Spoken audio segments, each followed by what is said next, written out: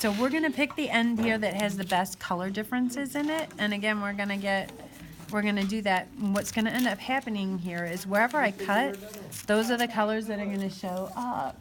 Grady, it is always you. These are the colors that are gonna show up. Now, when I'm rolling this, I wanna roll it pretty tight.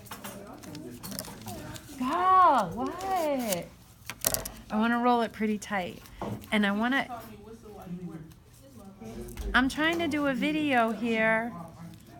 So I wanna keep this nice and tight. And I'm gonna show you. And it wants to be about the width of maybe a toothpick. But you see how I hold it like this? And then I'm gonna roll it between my fingers. Hold it like that, roll it between my fingers. And that seems to be the best way to do these kinds of rolling things. And getting it nice and tight. And you see how that all is nice and tight?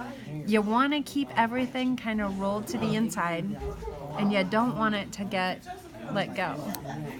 And again, this is where all of that, the color shows up, the ones where I tapered the end. A little bit of glue. Roll that up there.